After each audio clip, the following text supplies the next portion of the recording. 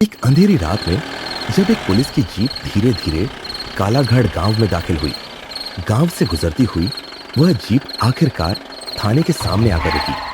थाने का माहौल बेहद शांत था। उसमें से एक आदमी निकलकर थाने के अंदर जाता है। अंदर एक पुरानी लकड़ी की मेज पर एक लालटेन की धीमी रोशनी जल रही थी। उसी रोशनी में एक हवलदार जो अपनी कुर्सी पर सिर झुकाए गहरी नींद में सो रहा था। वो आदमी हवलदार को उठाता है। उठो श्यामू। श्यामू घबराकर जग जाता है। अरे कौन है इतनी रात में? मैं अमरेंद्र इस स्टेशन का नया इंस्पेक्टर। अरे सर, आप माफ करिए, मुझे लगा था कि आप कल आएंगे। इतनी गहरी रात नहीं हुई है जितना गहरा तुम सो रहे थे। अमरेंद्र अपनी कुर्सी पर बैठता है और देखता है कि टेबल पर एक गिलास में लाल रंग का पानी रखा है। ये गिलास में क्या है? श्यामू घबराकर जल्दी से पानी पी जाता है। ना नहीं सर, कुछ नहीं, बस शरबत था, पीना भूल गया था। तभी अमरेंद्र देखता है कि एक आदमी बाहर खड़ा होकर उन्हें घूर रहा है। अचानक वह आदमी चिल्लाने लगता है, ये भी मरेगा, ये भी मरेगा। ये कौन था? सर, ये गांव का पागल आदमी है, पता नहीं यहां क्यों आ गया। अमरेंद्र खिड़की से बाहर देखता है। गांव में चारों ओर सन्नाटा था। रात इतनी भी ज्यादा नहीं हुई, फिर भी गांव इतना शांत क्यों है? सर, इस समय गांव में रात को कोई बाहर नहीं निकलता क्योंकि 9 दिन बाद चंद्र ग्रहण है। क्या मतलब? और 9 दिन बाद चंद्र ग्रहण है तो क्या हुआ? सर, उस रात इस गांव में कोई नहीं निकलता। लोग कहते हैं उस रात कुछ भी हो सकता है। मेरी मानिए, आप भी मत आइएगा। ये सब बकवास है, मैं ड्यूटी पर जरूर आऊंगा।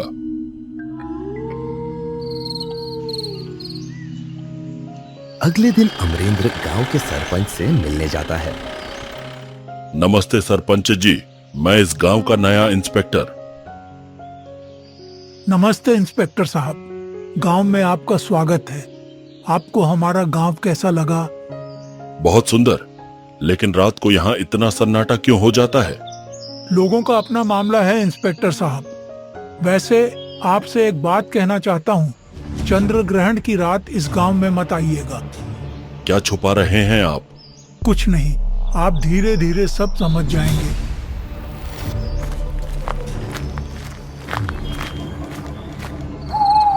रात में अमरेंद्र देखता है कि 2 लोग एक पेड़ की पूजा कर रहे हैं। तुम लोग क्या कर रहे हो?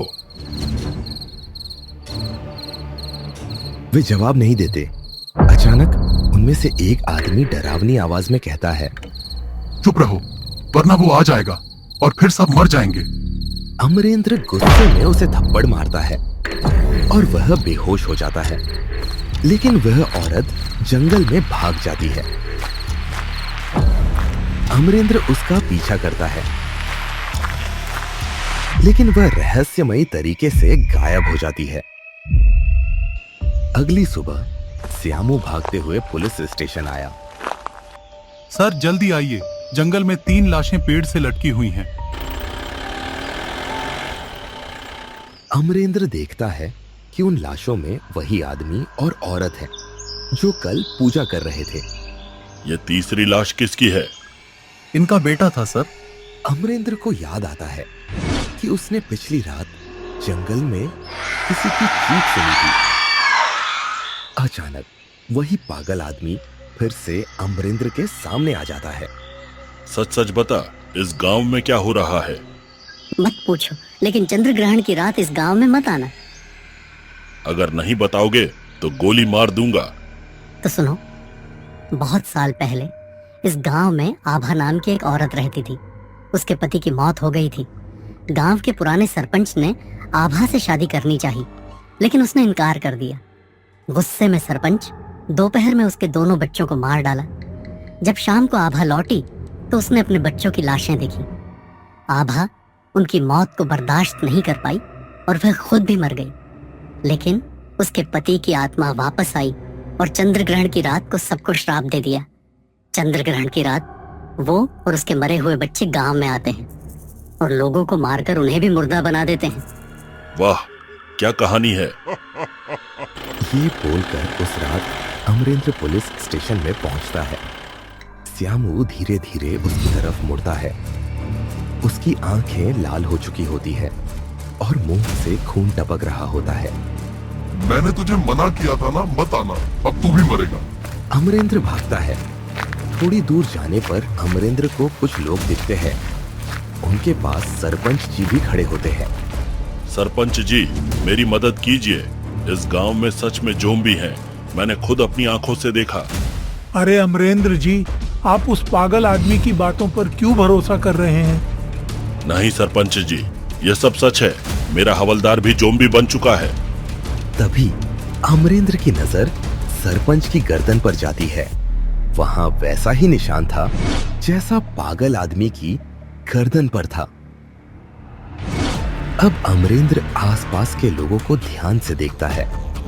सबकी आंखें अजीब ढंग से उसे घूर रही थी, जैसे वे बहुत भूखे हो। नहीं, ये कैसे हो सकता है? सरपंच और बाकी लोग डरावने ज़ोंबी बन जाते हैं। वे सभी अमरेंद्र की तरफ बढ़ने लगते हैं। पीछे हटो, मैं कहता हूँ पीछे हटो। लेकिन ज़ोंबी आगे बढ़ते जाते हैं।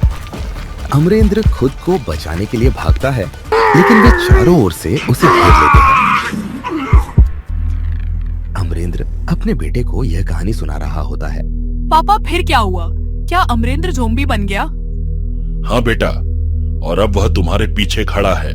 बेटा डरकर चिल्लाने ही वाला था कि अमरेंद्र हंसने लगता है। पापा, आप बहुत डराते हैं। चलो अब सो जाओ, नहीं तो कहीं मैं सच में ज़ोंबी ना बन जाऊं। कुछ दिन बाद चंद्र ग्रहण नाम की एक किताब एक लड़की पढ़ रही होती है। उस रात अमरेंद्र ने अपने बेटे को काट लिया, जिससे वह भी ज़ोंबी बन गया। आज भी उस गांव में चंद्र ग्रहण की रात कोई नहीं जाता। लड़की किताब बंद करती है और खिड़की से बाहर देखती है। चंद्र ग्रहण शुरू हो चुका होता है।